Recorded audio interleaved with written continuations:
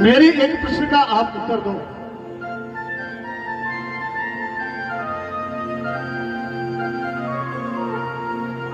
सभी गोपियों ने कहा कि पूछो पूछो कन्हैया, क्या पूछना चाहते हैं। भगवान ने कहा कि एक स्त्री है, पतिव्रता स्त्री, उसका पति उद्यम करके वापस लौट करके आता है, रात में थका है। उसने सेवा के हेतु अपने पति का सिर जो है अपने पैर पर रखा, सर को सहलाने लगी और उसके पति को नींद आ गया। तभी उसका छोटा बालक मानो ऐसा प्रतीत होता है कि जलते हुए चूल्हे की आग में गिर करके मर जाएगा।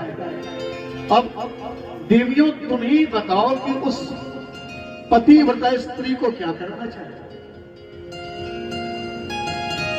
सभी गोपियों ने कहा कि कन्हैया, अगर पतिव्रता स्त्री है तो पति की सेवा को छोड़ करके जाना नहीं चाहिए। भगवान ने कहा कि देवियों, मैं अपने प्रश्न का उत्तर पा लिया। तुम इस निर्जन वन में क्या करने के लिए आई हो? तुम तो पतिव्रता हो, जाओ अपने अपने पतियों की सेवा करो। चुप हो गई। एक गोपी थी, उसने कहा कि कन्हैया, अगर तुझे अपने प्रश्न का उत्तर मिल गया हो तो मैं एक प्रश्न पूछ रही हूं, उस प्रश्न का उत्तर दे दो। कहती है कि एक पुरुष है, उद्योग करने के लिए जाता है बाहर, और जाते समय उसने अपने पत्नी को अपना एक चित्रपट दिया, फोटो, और कहा कि देवी, जब तक लौट करके मैं न आऊं, इस चित्रपट में तुम्हारा ध्यान रहे और इसका पूजन करते रहो।